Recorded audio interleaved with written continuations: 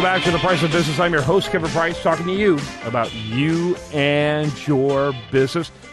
Got a brand new contributor on the Price of Business program. I always get excited about that. Dan Abbate. He's with a company called Robotaton, and I love what you guys do. And as soon as I found out what you do or what you did, I'm not sure. I'll have to work on that. When I figured out what you guys were involved in, I said, my listeners need to be aware of this and need to hear your story. And so, Dan, I'm delighted to have you as a new contributor on the Price of Business. And welcome to the program, your first segment as a contributor. Tell us a little bit about yourself and your company.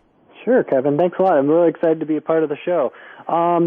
Robotaton is business process automation. We've got a cloud-based platform that's proprietary that we've been building over many years. And basically what we do is we go into companies and we automate the heck out of them.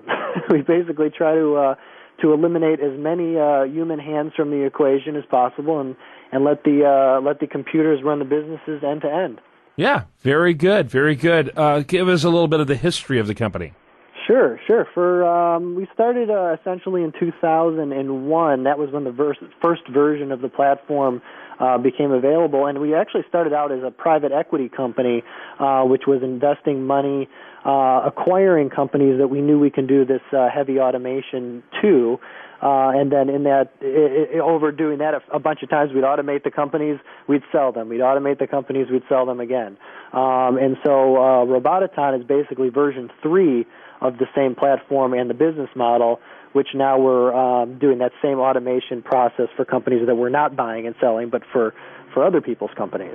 So basically you made them meaner, leaner, more profitable, that type of thing, and then you just cashed in on that. Absolutely, yeah. Now that we're doing that with other people too, it's really great. We're realizing that these that the heads of these companies that we're talking to, the CEOs, the owners, the presidents, share our vision. They don't have the technical know-how, but they share our vision that they should be able to run their companies in a way that requires less people, is more efficient, is more. And I think the key thing to note too is we're not talking about anything industry specific. It really has to do with the vision of the people in charge, and do they want to automate? How much do they want to automate? Because like I said, we really look at it as a complete end-to-end solution from the point an order comes in till the point money's collected on the other side.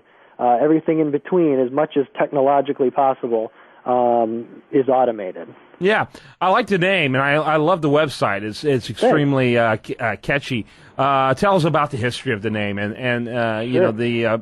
I guess you could say the branding you chose. Yeah, absolutely.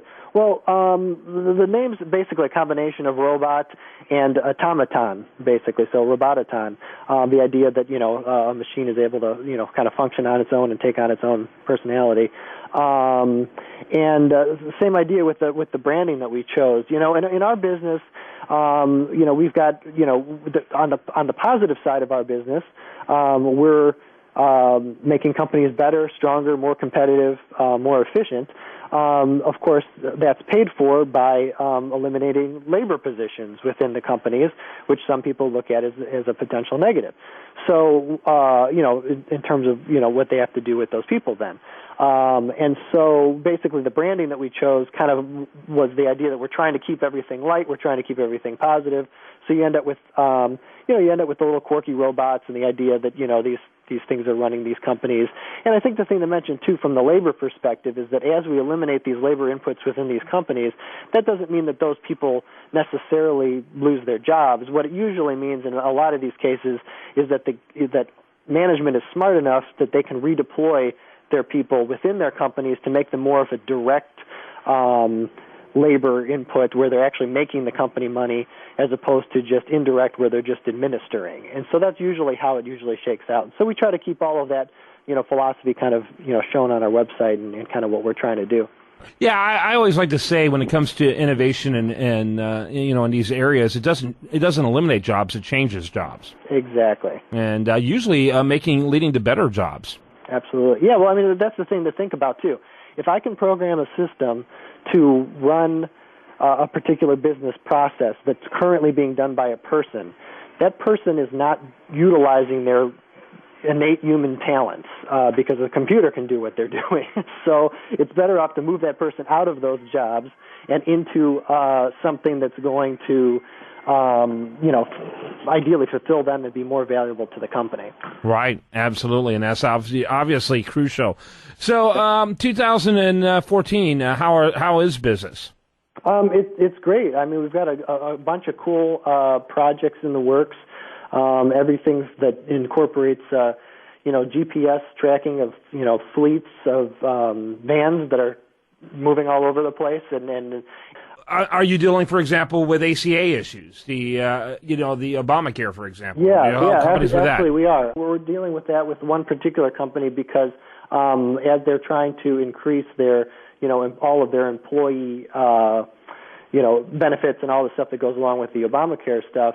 They're just taking that as a reason to cut labor where they can, reduce costs overall, and as well as for the people that do remain, how best to manage their their records, their employee records. So we have a whole big HIPAA compliance system that we've kind of put in place for them so that they can better manage the employees that remain. Are there sizes of companies and industries that are better than others? Yeah, we've pretty much found that companies that have at least 30 plus employees for sure are kind of the minimum in order to justify the cost of implementing the solution, and then industries that are more